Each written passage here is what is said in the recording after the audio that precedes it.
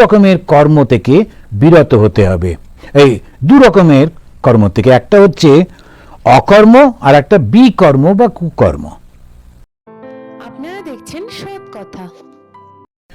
एवं विज्ञापितो राजन भगवान देवकी सुतः एकांतिकं प्रियम वृत्तम उद्धवम समभाषत। বলছি ইনি এই ভগবান বললেন, কিন্তু ভগবান বলতে গিয়ে শ্রীকৃষ্ণ বললেন না, বললেন দেবকী সুতা, দেবকীর পুত্র। এখন বাসুদেব আর দেবকী, দেবকীর পুত্র বললেন কেন? দেবকীর পুত্র কেন বললেন? শ্রীকৃষ্ণ কেন বললেন না? কেন ভগবান বললেন না? তার কারণ এ প্রত্যেকটা শব্দ যে ব্যবহার করেন না, দেখবেন ভগবদ গীতাতে, ভাগবতে প্রত্যেকটা শব্দের একটা ভীষণ গূঢ় অর্থ থাকে। দেবকী পুত্র ইনি স্বয়ং ভগবান হওয়া সত্ত্বেও মানব শরীর ধারণ করে এসেছেন। ওই যে উদ্ধব বলছে না তুমি চলে যাবে না, যাবেন কোথায়? এই জগৎটা তো তারই সৃষ্টি, তার মধ্যেই তো জগৎ অবস্থান করছে, কিন্তু ওই দৃষ্টি থেকে দেখলে এই মজাটা পাওয়া যাবে না। এখন ভগবান আর ভক্তের এই ভাবটা, সেই জন্যে উনি বলছেন ভগবান চলে যাবেন। কিভাবে? এই দেহটা ত্যাগ করবেন। কোন দেহ? যেটা তিনি দেবকীর পুত্র হিসেবে গ্রহণ করেছেন। দেবকীর পুত্র হিসেবে তিনি অবতীর্ণ হয়েছেন, নিজের ইচ্ছায় তিনি অবতীর্ণ হয়েছেন। সেই জন্য বললেন দেবকী সুতা। সুত মানে পুত্র, ছেলে। তো দেবকীর ছেলে হয়ে ভগবান ইচ্ছা করে আবির্ভূত হয়েছেন। তো দেবকী পুত্র তিনি বলছেন। ভগবানের তো জন্ম মৃত্যু নেই, তার আবার আসা যাওয়াও নেই, তাই মনে করিয়ে দিচ্ছেন। তিনি কি বললেন? তিনি তার এখানে কিন্তু বলছেন বৃত্তম। বৃত্ত মানে ভীষণ একেবারে সঙ্গে সঙ্গে থাকে, প্রচন্ড অনুগত, তাই তাকে বৃত্ত বলা হচ্ছে। বৃত্ত মানে চাকর না। আমরা যখন বৃত্ত মানেই চাকর মনে করি, সেরকম না, অত্যন্ত অনুগত। তা ভক্ত ভগবানের অনুগত, উদ্ধব শ্রীকৃষ্ণের অত্যন্ত অনুগত। তো সেই অনুগত তাকে এটা বললেন। শ্রীকৃষ্ণকে উদ্ধব বলছেন, না তুমি ঠিকই বলেছ উদ্ধব, ঠিক ধরেছ, আমি আর থাকবো না এই জগতে, আমি এই শরীরটা ত্যাগ করব। কেননা ব্রহ্মার অনুরোধে আমি শরীর ধারণ করেছিলাম, ব্রহ্মণা অর্থিতা এই সংসারে অবতীর্ণ হয়েছিলাম, অত্র অবতীর্ণ দেব কার্যম। এখন দেখুন ইনি বলছেন দেব কার্য করতে। আমি চণ্ডীতেও দেখবেন দেব কার্য করবার জন্য আসছেন। এই দেবতার কার্যটা কি? ভালো কাজ। দেবতা মানে কি? সুর অসুর। সুর মানে যারা এনলাইটেন্ড, যারা জ্ঞানী, যাদের মধ্যে আলো এসেছে। অসুর মানে কি? যাদের আলো নেই, অন্ধকার। কি সেই অন্ধকার? অহংকার। এই দেহটার সম্পর্কিত সবকিছুতেই তার মন। ও মনে করছে এই দেহ আর এই মন এটাই সব এই জগৎ। সেই জন্যে ভাইদেরকে অত্যাচার করছে, মাকে তাড়িয়ে দিচ্ছে, বাবাকে তাড়িয়ে দিচ্ছে, যে আমি শুধু বাঁচবো, আমি শুধু বাঁচবো। বাঁচতে পারবে না। কেউ কেউ এমন মূর্খ, এত কিছু বারবার দেখছে, পড়ছে, তবুও ওই স্বামীকে মেরে ফেলছে, কি স্বামী স্ত্রীকে মেরে ফেলছে, ভাবছে যে তাতেই বোধহয় আনন্দ হবে। এ কি মূর্খের দল! এর থেকে কোনো দিন মুক্তি পাওয়া যায় না। শরীরের সঙ্গে সম্পর্কিত যার উপর আপনি মন দেবেন, কিছুদিন পরে সেটা থাকবে না, চলে যাবে, যাবেই যাবে। সেই জন্য দুঃখ তো হবেই। ওই মনটাকে ওইভাবে সেই জন্য তৈরি করতে হয়। ঈশ্বর ছাড়া আমার আর কেউ নেই, এইভাবে ভাবতে হয়। ঈশ্বরই একমাত্র যিনি জগতে রয়েছেন। তাই বলছেন তুমি ঠিকই করেছো, ঠিকই ভেবেছো, আমি থাকবো না। আমি অবতীর্ণ হয়েছিলাম কেন? দেবতার কার্য করবার জন্য। ভগবান স্বয়ং এই জগৎ সৃষ্টি করেছেন। ব্রহ্মাকে তো তিনিই সৃষ্টি করেছেন। ব্রহ্মাকে জ্ঞান কে দিলেন? সৃষ্টির জ্ঞান ওই বেদ ভগবানই দিলেন। এরপরে যখন দেখা যাচ্ছে ব্রহ্মাও ঠিকমতো করতে পারছেন না, মানুষের মধ্যে অহংকার না দিলে, জীবের মধ্যে অহংকার না দিলে সে ভগবান থেকে বিচ্ছিন্ন হয় না। আর ভগবান থেকে বিচ্ছিন্ন না হলে খেলাটা জমে না। সবাই যদি একসঙ্গে ধ্যান করতে বসে যায় তাহলে জমবে কি করে? কেউ ভিলেন টিলেন থাকতে হবে তো। সিনেমাতে যদি সবাই হিরো, সবাই খুব ভালো, তাহলে সেই সিনেমাটা কেউ দেখতে যাবে না। ওই ভিলেন থাকতে হবে, ওই মারামারি থাকতে হবে, এগুলো সব জগৎই সৃষ্টি করেছেন তিনি। করে এখন তিনি ওঝাও সৃষ্টি করেছেন, আর সাপটাকেও সৃষ্টি করেছেন। তা এই যে অদ্ভুত সৃষ্টির মধ্যে থেকে আমাদের চলে যেতে হবে। এই সৃষ্টির মধ্যে এক ধরনের মানুষকে তিনি রেখেছেন যারা ওই উন্নত মানসিকতা নিয়ে রয়েছে, তাদেরকে দেবতা বলা হচ্ছে। আর এই দেবতারা যখন পেরে ওঠে না, যখন অন্ধকারটা আলোর উপরে বেশি চলে আসে, যখন যারা ওই অহংকার সম্পৃক্ত লোকেরা যখন সমস্ত সমাজটাকে দখল করবার চেষ্টা করে, তখন এই ভগবান আবার আসেন, এসে আবার তিনি এটাকে ঠিক করেন। দেব কার্যম, দেবতাদের কাজ সেটা কি? ধর্ম রক্ষা করা। ধর্মকে তিনি রক্ষা করবেন। ভগবত গীতাতে এই কৃষ্ণই বলেছেন খুব পরিষ্কার করে যে যখন যখন এরকম হয় তখন আমি ধর্মকে রক্ষা করবার জন্য আসি। এই যে ধর্ম মানে কর্তব্য কর্ম, আর কর্তব্য কর্ম থেকে যখন বিচ্যুত কেউ হয় তখন সেটা অধর্ম। আর এটা কখন বেশি করে হয়? যখন রাজারা, শাসকরা, যারা শিক্ষিত সমাজের মাথা, তারা যখন এইরকম হয়ে যায়, তখন তাতে কি সেটাকে বলে যে ধর্মের পতন। যদা যদা হি ধর্মস্য গ্লানি। তো ধর্ম গ্লানিটা কি? ধর্মের অবক্ষয় কখন হয়? যখন মাথায় যারা থাকেন, সমাজের যারা মাথা, রাষ্ট্রের যারা মাথা, যারা শাসকের মধ্যে রয়েছেন, তারা যখন অবক্ষয়, অবক্ষয় কি জিনিস না, তার কর্তব্যটা পালন করছেন না, লোককে ঠকাচ্ছেন, লোককে ভোলাচ্ছেন, লোককে নানান রকম করে তিনি ওই মনে করছেন যে আমি বেশ চালিয়ে যাব। গণতন্ত্রের একটা সুবিধা আছে, একবার পেয়ে গেলে 4 বছর 5 বছর করে করে থাকছে, বলছে পরের বছর দেখা যাবে আবার একটা মিথ্যে কথাটা তো বলে করব। এখন এই যে বারবার করছেন, তাতে লাভটা কি হচ্ছে? সমস্ত সমাজটা নষ্ট হয়ে যাচ্ছে, সমস্তটা ভেঙে যাচ্ছে। যদি লক্ষ্য করে দেখেন যে ধর্মের অবক্ষয় মানে কি না, যিনি সমাজের মাথায় রয়েছেন, যিনি রাজা, তিনি যদি ঠিক ঠিক লোককে ঠিক ঠিকভাবে বুঝতে না পারেন এবং যে ভালো লোক তাকে যদি সাপোর্ট না করেন, যে শুধু তার কাছে এসে রাজা তুমি কি ভালো, রাজা তোমাকে কি সুন্দর দেখতে, রাজা তুমি কি ভালো কথা বলো, এই ধরনের মানুষগুলোকে যখন তিনি সাপোর্ট করবেন, তখন ভালো লোকগুলো দূরে চলে যাবে। আর যত ভালো লোকগুলো দূরে চলে যাবে, তখন এই অসৎ লোকগুলোই আবার রাজার চারপাশে থাকবে। রাজার সত্যি জিনিসটা জানতেও পারবেন না। ফল কি হবে? সবার কষ্ট। তো ধর্ম রক্ষা মানে কি? ধর্ম প্রতিষ্ঠা মানে কি? ওইটাকে আবার নতুন করে প্রতিষ্ঠা করা। তো যখন কৃষ্ণ আসছেন তখন মাথাটা হচ্ছে রাজারা, সেই জন্য ব্রাহ্মণদের সংখ্যা আর নয়, রাজা। এই রাজাদেরকে তিনি ঠিক করছেন, বলছেন তোমাদের এইভাবে থাকতে হবে। তো বলছেন আমি এলাম কেন? দেবতা কর্ম করবার জন্যে। আমাকে ব্রহ্মা তিনি বলেছিলেন যে ভয়ঙ্কর অসুবিধা হয়ে যাচ্ছে, মানব সমাজ নষ্ট হয়ে যাচ্ছে। তা মানব সমাজ নষ্ট হলে ভগবানের কি এসে গেল না, মানব হচ্ছে ভগবানের প্রতিমূর্তি, দেবতার প্রতিমূর্তি। সে বিচার করতে পারে, সে ডিসিশন নিতে পারে। সেজন্য ঠাকুর বলছেন মানুষ কি কমগা, মানুষের হৃদয়ের মধ্যে ভগবান বসতে পারেন, ভগবানকে মানুষ তার হৃদয়ের মধ্যে বসাতে পারে। স্বামী বিবেকানন্দ খুব একদম উচ্চ ইয়েতে বলছেন যে এটা হচ্ছে দ্য মুভিং টাবারনাকল, একেবারে জীবন্ত মন্দির এই মানুষ। এক একটা মানুষ কি ভালো হয়, কত মানুষকে ভালোবাসে। তো সেইটা উনি গিয়ে বলছেন তৎ আত্মাম মহাভাগ যৎ চিকীর্ষিতম এব মে ব্রহ্মা ভব লোকপালা সবাসম মে অভিকাঙ্ক্ষিণঃ। ব্রহ্মা, শিব, অন্য দেবতারাও চাইছেন যে আমি নরলীলা সাঙ্গ করে সবাসব নিজের স্বধামে বা বৈকুণ্ঠে ফিরে যাব। কেন? তখন বলছেন এটা হচ্ছে ওই 7 চ্যাপ্টারের 2nd যে শ্লোকে বলছেন ময়া নিষ্পাদিতম হি অত্র দেব কার্যম অশেষতঃ। আমি একদম যতটা আমার পক্ষে সম্ভব সমস্ত করেছি।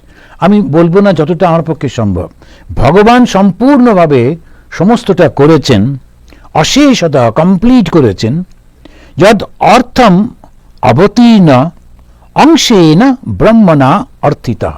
ব্রহ্মণা অর্থিত মানে ব্রহ্মার প্রার্থনা, অর্থিত মানে প্রার্থনা। তা ব্রহ্মার প্রার্থনাতে আমি এসছিলাম অংশত, অংশত মানে বলরামের সঙ্গে। কৃষ্ণের জন্ম যারা জানেন তারা জানেন যে যে রুক্মিণীর গর্ভে আর একটি সন্তান হয়েছিল, তা সেইটি রুক্মিণীকে দেওয়া হয়েছিল বলে ওই ভগবানের অংশ বলরাম হিসেবে জন্মগ্রহণ করেছিলেন এবং দুই ভাই হিসেবে দুই মায়ের কাছে ওরা ছিলেন। এখন এইটাতে ময়া নিষ্পাদিতম হি অত্র দেব কার্যম অশেষতঃ। দেবতাদের কার্যটা কি? ধর্মস্থাপন। আর ধর্ম মানে কি? প্রতিজ্ঞা পালন। ওই জন্য গীতাতে দেখছি অর্জুনকে খুব বকছেন। আর বকা মানে কি? অর্জুনের মতো ওই তেজি মানুষ, তাকেই উনি বলছেন ক্লৈব্যম মস্মগমো পার্থ নৈতত্ত্বই উপপাদ্যতে শূদ্রম হৃদয় দৌর্বল্যম ত্যক্ত্বা উত্থিষ্ট পরন্তপ। কেন? না বলছিল আমি ভিক্ষে করে খাবো, আমার যুদ্ধ বিগ্রহের দরকার নেই, আমি ভিক্ষে টিক্ষে করে খাবো, তাহলেই হয়ে যাবে।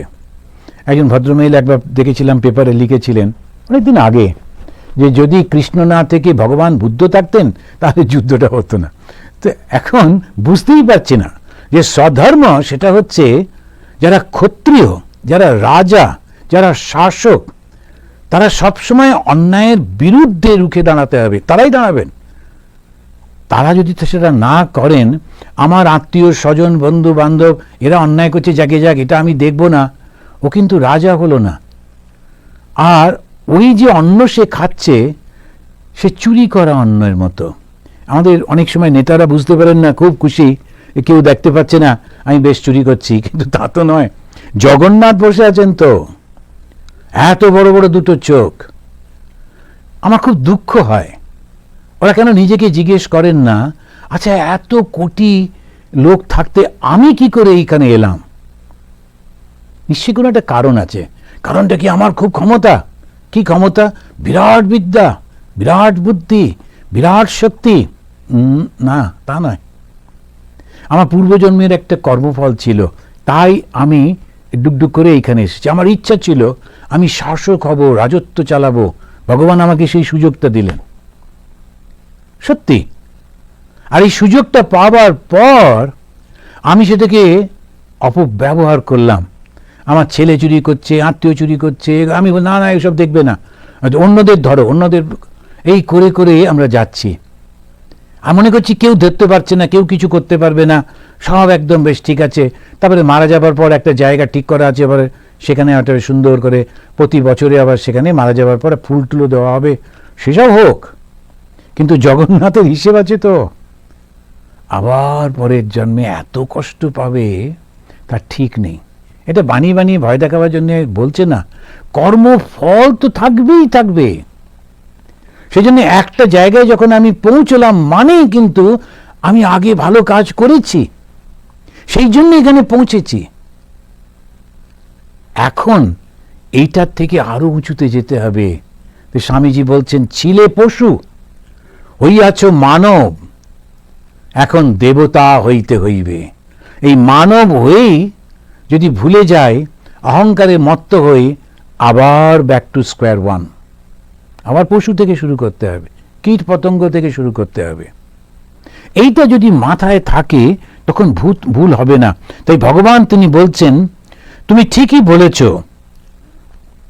আমি এখানে এসেছিলাম দেবকার্য করতে, কিন্তু এখন ওই দেবতারা, ব্রহ্মা, শিব এবং অন্যান্যরা, তারা বলছে যাতে আমি ফিরে যাই। ময়া নিষ্পাদিতম হি অত্র দেব কার্যম অশেষতঃ যদত্তম অবতীর্ণ অংশেন ব্রহ্মণা অর্থিতঃ। এখন আমাদের ব্রহ্মা তিনি যেভাবে আমাকে বলেছিলেন, প্রার্থনা করেছিলেন, আমিও কথা দিয়েছিলাম, এসেছিলাম, এখন আমি সেটা করলাম। ওই যে উদ্ধব বলছেন, হয় তুমি থাকো, নয় আমাকেও তোমার সঙ্গে নিয়ে চলো। তাই উদ্ধবকে বোঝাচ্ছেন ভগবান। এবারে বলছেন, দেখো আমিও অবতীর্ণ হয়েছিলাম, মানুষের রূপ নিয়ে অবতীর্ণ হয়েছিলাম। আমার মা বাবা, বন্ধু বান্ধব, আত্মীয় স্বজন সব তো করলাম, তাদের মধ্যে থাকলাম, তাদেরকে খুব যত যত যা দরকার সব দিলাম। এখন যেহেতু ওরা আমাকে আর চায় না, আমি ওদের উপর ছেড়ে দিলাম, আমার একটুও কষ্ট হচ্ছে না, আমি নিষ্প্রিয়ভাবে চলে যাচ্ছি, তুমিও তাই করো। ত্বম তু সর্বম পরিত্যাজ্য স্নেহম সজন বন্ধুষু ময়াবিশ্য মনো সম্যক সম্বৃক বিচরস্য দাম। এখানে 7 চ্যাপ্টার 6 ভার্সে উনি বলছেন, তুমি এই পৃথিবীতে বিচরণ করো, কেন মারা যাবে, কেন ছেড়ে চলে যাবে, তুমি থাকো, তোমার মতো ভালো লোকের থাকার দরকার, তোমাকে দেখে অন্যরা শিখবে, কিন্তু কেমন ভাবে থাকবে, সব মনটা আমাকে দিয়ে দাও আর নিষ্প্রিয় হয়ে থাকো। এটা আমিও তো নিষ্প্রিয় হয়ে থাকলাম। তো ওকে শেখাবার চেষ্টা করছেন যে আমার সঙ্গে কেন যেতে হবে, তুমি বরং এরকম ভাবে থাকো। তন্তু সর্বম পরিত্যাজ্য, সমস্ত কিছু পরিত্যাগ করো। কি পরিত্যাগ করবে? স্নেহম সজন বন্ধুষু, স্বজন নিজের জন, আত্মীয় পরিজন আর বন্ধু, এরা আমার নিজের লোক, আমাকে সাপোর্ট করে, আমার সঙ্গে থাকে, ওইটাইতেই তো লোক আটকে থাকে না। কিন্তু যে সত্যি সত্যি ভক্ত হবে তার কাছে সমস্ত বিশ্বটাই হচ্ছে জগৎ। ওই জন্য সন্ন্যাসীরা তারা কখনো একদর্শী হতে পারে না, না আমাদের এই পার্টিকে সাপোর্ট করবো, একে ভোট দেব, ভীষণ ভুল। এই জন্য রামকৃষ্ণ মিশনে স্বামীজিরা ভোট দিতে যান না, একজন দুজন হয়তো একটু ভুল করে ফেলেন টালেন, কিন্তু স্বামীজি বারণ করছেন। কোন পয়েন্ট থেকে বারণ করছেন? যেই তুমি ইমোশনের বশে হোক আর যে বশেই হোক, একটা দলকে তুমি যেই সাপোর্ট করলে, তখন কিন্তু তোমার যে সন্ন্যাসের যে প্রতিজ্ঞা যে আমি সমদৃষ্টি সম্পন্ন, সেটা ভেঙে গেল, আর তুমি সন্ন্যাসী থাকতে পারছো না। আদর্শই যদি চলে যায়, প্রতিজ্ঞাই যদি ভঙ্গ হয়ে যায়, তাহলে তুমি সন্ন্যাসী বলে নিজেকে ক্লেম করবে কি করে? হয় আবার নতুন করে তপস্যা শুরু করো, করে আবার নিজেকে সন্ন্যাসী অবস্থায় নিয়ে এসো। আর সন্ন্যাসী মানেই সমদৃষ্টি। ওই জগৎ যেটা করছে ওটা ঠিক আছে সংসারে, কিন্তু তুমি যখন প্রতিজ্ঞা করেছো তোমার থেকে, তখন এখানে বলছেন তুমি সন্ন্যাসীদের মতো থাকো, সব কিছুর মধ্যে থাকবে কিন্তু নিষ্প্রিয় হয়ে থাকবে। তুমি কিভাবে নিষ্প্রিয় হবে? আমাতে তোমার মনটা দিয়ে দাও, তারপরে সবার সঙ্গেই থাকো, তখন কোনো অসুবিধা হবে না। যে দেখো তুমিও সম্যদৃক, সম্যদৃক মানে সমদৃষ্টি। এই সমদৃষ্টি শব্দটা অত্যন্ত গুরুত্বপূর্ণ আধ্যাত্মিক জীবনে। যারা ধর্মের সঙ্গে রাজনীতি করছেন ইত্যাদি, তারা একটা দিক নিয়ে করছেন, কিন্তু যিনি ধর্মটাকেই নিজের জীবন বানিয়েছেন, ধর্ম ছাড়ার কিছু জানেন না, যার জীবনের একটাই লক্ষ্য ঈশ্বর লাভ, তিনি অন্য কোনো কিছু করতে পারেন না, করা উচিত না, কেননা তাহলে ভুল হয়ে যাবে, অন্য পথে চলে যাবে। তো এই জন্যই উনি বললেন সম্যদৃগ, সম্যদৃগ মানে সমদৃষ্টি সম্পন্ন। কারুকে আমরা নিন্দা বন্ধ করতে পারি না। মা শ্রী শ্রী মা সারদা দেবী বলছেন না যে পোকাটিরও নিন্দা করো না, কেন? সবই তো ঈশ্বরের সৃষ্টি। তুমি তোমার থাকার সময় যেটা করছো ওটা করো, একটু আরশোলা হয়েছে একটু মেরে ফেলো, কিংবা একটু দূরে ফেলে দিয়ে এসো, যাই হোক। তো ঠাকুর বলছেন না, না ওটাকে মেরে ফেলতে হবে, কেননা ও তো প্রচুর জন্ম হয়, আর ওরা থাকলে মানুষের অনেক ক্ষতি করবে, তাতে কিচ্ছু এসে যায় না, প্রকৃতির নিয়মেই ওরকমভাবে রয়েছে। কিন্তু নিজে তার দৃষ্টিটা সমভাবে রাখতে হবে, সমানভাবে থাকবে, তা না হলে ভুল হয়ে যাবে। উদ্ধবকে তিনি খুব উৎসাহিত করছেন। তো এমন কিছু ব্যাপার নয়, কঠিন ব্যাপার নয়, শুধু শুধু মনে রাখবে এই যে জ্ঞানেন্দ্রিয়গুলো ওরা যখন গিয়ে বিষয়কে ভোগ করে, ওই প্রত্যেকটা বিষয় কিন্তু অনিত্য, মায়া, তাহলে আর তোমার কোনো সমস্যা হবে না, তো তোমার কোনো আর বন্ধন থাকবে না। যখন আমরা ওই মায়ার মধ্যে যাব, বুঝতে পারবো যেটা মায়ার বন্ধন, আর কোনো অসুবিধা হবে না। যখন জাদু দেখায়, তখন একটা হঠাৎ করে কথা নেই বার্তা নেই, তার টুপির ভেতর থেকে প্রচুর ডিম বের করে করে রেখে যাচ্ছে, আর রেখেই যাচ্ছে, টেবিল ভর্তি হয়ে গেল। যদি কেউ মনে করে বাবা ওই ডিমগুলো যদি আমি পেতাম, বলে আসল ডিম না, এবং ওই সমস্ত মিথ্যা। এরকম ভাবে বহু জিনিস আছে যেটা আমরা দেখি, আসলে সেটা কিন্তু সেরকম নয়। আমি মনে করছি ওই রকম, আবার কিছুদিন পরে আমার মনে হলো না এটা এরকম না, আবার একটাতে মন দিলাম। জগতের সব জিনিস যাই দেখছি সেটা টেম্পোরারি, ভীষণ অল্প দিনের জন্যে, তারপরেই ওটা পাল্টে যায়, সব কিছু পাল্টে যায়। যদিদম মনসা বাচা চক্ষুভ্যাম শ্রবণাদিভিঃ নশ্বরম গৃহমানম চ বিদ্ধি ময়া মনোময়া। এটা 7th চ্যাপ্টারের 7th ভার্স। এখানে বলছেন যে তোমার কষ্ট হওয়ার কথা নয়, কেননা তোমার মনটা শুদ্ধ। আর তুমি শুধু এইটুকু মনে রাখবে, মন দিয়ে যেটা তুমি চিন্তা করছো, কথা দিয়ে যেটা তুমি বলছো, চোখ দিয়ে যেটা তুমি দেখছো, কান দিয়ে যেটা শুনছো, সবই নশ্বরম, সব কিছু বিনাশশীল, নশ্বরম। একটু প্রশংসা পাওয়ার জন্য মানুষ কি না কি করে, কিন্তু বুঝতে পারে না যে এটা বেশি দিনের জন্য নয়। তো এই যে সিনেমা যারা করে, যারা বড় বড় সমস্ত আর্টিস্ট হয়, কিছু দিনের জন্যে, তারপরে আবার যে একটু বয়স হয়ে গেল, আবার নতুন দল চলে এলো, নতুন নাম, নতুন পোস্টার। আর সেই পুরনো যারা ছিল তারা মনে করছে আমাদের পোস্টার আর দেখতে পাই না, ভীষণ দুঃখে কষ্টে আত্মহত্যা করে নিল। কি লাভ? আমি যতদিন ছিলাম বাস করেছি, এরপরে আর আমার দেখার দরকার নেই, ওরা পছন্দ করুক আর না করুক। আমি মনের আনন্দে অভিনয় করতাম, আমি মনের আনন্দে গান গাইতাম, আমি মনের আনন্দে কাজ করতাম, তোমাদের হাততালির জন্যে না। এইটা যদি থাকে তাহলে কে কষ্ট দেবে? হাততালির বাসনা থাকলেই না পেলে কষ্ট, কিন্তু যখন বাসনাই নেই কোনো কষ্ট নেই। এইটা একটু মনে রাখতে হয় আমাদের সবসময়, যে কখনো, তাই সেই জন্য উনি তখন বলছেন, এবার শেষ করবার টাইম হয়ে এলো, পুংস অযুক্তস্য নানা অর্থ ভ্রমস্য গুণদোষ ভাগ কর্ম অকর্ম বিকর্মেতি গুণদোষ দিয়া ভিদা। 8th ভার্সে তিনি বলছেন যে তুমি সেই কারণে তস্মাৎ যুক্ত ইন্দ্রিয় গ্রাম, তুমি সমস্ত ইন্দ্রিয়গুলোকে তুমি সংযত করে ফেলো। যারা অসংযত তারা নানা ধরনের ভেদ দর্শন করে।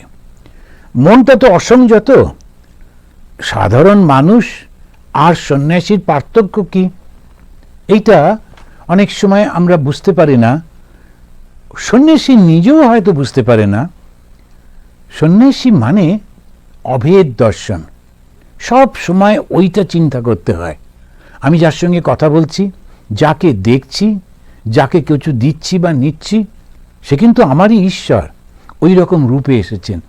এইটা করতে করতে করতে করতে তখন ওই ভাবটা আসে। তুরীয়ানন্দজি মহারাজ যেমন বলছেন, টুডেজ ইম্যাজিনেশন টুমরোজ রিয়ালাইজেশন। সন্ন্যাসীর তো সংসার নেই, কোনো বন্ধন নেই, সকলকে সমদৃষ্টি, সবাইকে সমানভাবে দেখবে। আর কি আনন্দের জীবন! সন্ন্যাসীর জীবন যদি আনন্দের না হয়, সেটা যদি আবার দল ভাগ হয়ে যায়, তার মতো কষ্ট আর নেই। সেই জন্য শেখাচ্ছেন উদ্ধবকে, তো একদম নিশ্চিন্তে থাকো, আমার সঙ্গে কেন তুমি আসবে, ভালোভাবে থাকো। কি করতে হবে? এই যে জগতে যা কিছু দেখছো শুনছো, সব তো দুদিনের মাত্র, ওতে বেশি মন দিও না, আর নিষ্ক্রিয়ভাবে থাকো। যারা ওর মধ্যে মন দেয় তাদের 3 ধরনের কর্ম হয়। কি কি কর্ম? একটা হচ্ছে কর্ম, আর একটা হচ্ছে অকর্ম, আর একটা বিকর্ম। 3 রকমের কর্মকে পেলাম। কর্ম হচ্ছে যেটা করলে আমার এবং অন্যদেরও মঙ্গল হবে, কল্যাণ হবে, এটা হচ্ছে কর্ম। তা আমি পুজো করছি, তখন আমি পুজোর মধ্যে প্রার্থনা করছি জগতের সকলের মঙ্গল হোক, মনে মনে করছি। এবং কেউ যদি এসে বসে, আচ্ছা তুমিও বসো, এ বলে একটু শিখিয়ে দিন, তাকেও শিখিয়ে দিলাম, দিয়ে আমরা একসঙ্গে বসে সবাই মিলে প্রার্থনা করছি জগতের সকলের মঙ্গল হোক, ভালো হোক। এটা কর্ম। আমরা সবাই মিলে অল্প অল্প করে খাবার জোগাড় করে গিয়ে, এই রকম কঠিন সময় চলছে, মানুষের কোনো রকম ইনকাম নেই, একটু খাবার দিয়ে এলাম, এই এখানে আমাদের ভক্তরা বাড়িতে রান্না করে আশ্রমে দিয়ে যাচ্ছেন। আমাদের যতগুলো আশ্রম আছে সব জায়গাতেই কেউ না কেউ ভক্তরা আসছেন, তারা খাবার দিয়ে যাচ্ছেন রান্না করে। ওদেরও তো কষ্ট, ওরাও তো বাজারে যেতে ভয় পাচ্ছেন, তবু একটা সময় যাচ্ছেন, বাজার করছেন, আর আমাদের বলছেন স্বামীজি আপনারা বেরোবেন না। আমরা বাজারে যাচ্ছি, যাই, যদি কোনো কিছু অসুবিধা হয় দেখা যাবে, আপনি বেরোবেন না। দেখুন কত ভালোবাসা। অথচ আমি তো ওদের বংশের নই। কবে চিনল, কতদিন আগে চিনল, কিন্তু সেই রিলেশনটা হচ্ছে ভগবান আর ভক্তের রিলেশন। তাই ওরা ছুটে ছুটে আসছে, কোনো অসুবিধে হচ্ছে না তো, এসে দিয়ে দিয়ে যাচ্ছেন। এইটাই হচ্ছে কর্ম। নিজেরও মঙ্গল হবে, অন্যেরও কল্যাণ হবে, ওইটা হচ্ছে কর্ম। রামকৃষ্ণ মিশনের সেই মোটো স্বামীজি ঠিক করে দিলেন। আদর্শটা কি? আত্মন মোক্ষ জগৎ হিত। নিজেরও কল্যাণ হবে, জগতেরও মঙ্গল হবে। আমি এমন কিছু করব না যাতে জগতের অকল্যাণ, আমার মঙ্গল হচ্ছে হোক, হবে, অন্য বাকিরা সব মরুক, না, এরকম না, এটা হতে পারে না। তো এইটা হচ্ছে কর্ম। আবার পরিষ্কার করে বলি, কর্মটা কি? যেটা নিজেরও ভালো, অন্যেরও ভালো। আর একটা কর্ম আছে অকর্ম। অকর্মটা কি? সে গিয়ে বসে আছে রাস্তায়, বারান্দায় গিয়ে বসে আছে একটা লোকের বাড়িতে, বন্ধুরা সব বসে সারা দিন আড্ডা চলছে, আর রাস্তা দিয়ে লোকেরা যাচ্ছে, তাদের নিয়ে ঠাট্টা তামাশা নানান মজা করে টোরে টায়ার্ড হয়ে বাড়িতে এসে যাও ভাত দাও বলে খেয়ে দিয়ে শুয়ে পড়লো। মনে হয় বিরাট কর্ম করে এলাম, কিন্তু ওটা অকর্ম, কোনো কাজের না। কারো ক্ষতি হলো না, নিজেরও মঙ্গল হলো না, কোনো কাজে এলো না, কোনো কিছু হলো না, ওটা হচ্ছে অকর্ম। ওটা কর্ম কিন্তু কোনো কাজে লাগলো না। আর একটা হচ্ছে বিকর্ম। বিকর্মটা কি? নিষিদ্ধ কর্ম অথবা কুকর্ম। যে কাজটা করলে লোকের ক্ষতি হয়, কষ্ট হয়। আমি বাড়িতে পুজো করছি, একেবারে চতুর্দিকে মাইক টাইক লাগিয়ে দুর্দান্ত জোরে জোরে গান লাগিয়ে দিয়ে ঢাক বাজিয়ে সারা রাত ঢাক বাজছে, পাশের লোকেরা ঘুমোতে পারছে না, হার্টের রুগী, তিনি কষ্ট পাচ্ছেন কিনা, আমি পুজো করছি। পুজো ওটা কিন্তু কুকর্ম হচ্ছে। ওই হো করে সকালবেলায় উঠে নানা রকম বাজাতে শুরু করে দিল, আর কিংবা একটা করে সে, কিন্তু ভীষণ ভীষণ কুকর্ম ওটা। মানুষের কষ্ট হচ্ছে, লোকেদের কষ্ট হচ্ছে, ওটা ঠিক হচ্ছে না, ওটা কুকর্ম। এই যে বাজি পোড়ায় সারা রাস্তায়, যেখানে সেখানে বৃদ্ধ মানুষেরা কষ্ট পান, ছোট বাচ্চাদের অনেক সময় আগুন লেগে যায়, পশুগুলো খুব কষ্ট পায়। এদেশে এসে দেখলাম এদের তো কালী পুজো নেই, কিন্তু 4th of জুলাইতে এরা সবাই বাজি পোড়ায়। কিরমভাবে বাজি পোড়াবে? সব বাড়িতে পড়তে পারবে না। ওই যে কাউন্টি আছে, যে গ্রাম বা যে যা থাকবে, তাদের একটা করে মাঠ ঠিক করে দেওয়া আছে, ওই মাঠেতে বাজি পোড়ানো হবে, তোমরা এসে সবাই মিলে দেখো। প্রচুর বাজি পোড়ায়, সুন্দর সুন্দর। আবার যে শহরে যদি যান, শিকাগো শহরে আমি একবার গেছিলাম, মাই গড, বহুক্ষণ ধরে পোড়ায়, দারুণ দারুণ বাজি সব হচ্ছে, হাজার লোক এসে বসে বসে দেখছে, কফি টফি খাচ্ছে, খুব আনন্দ করছে।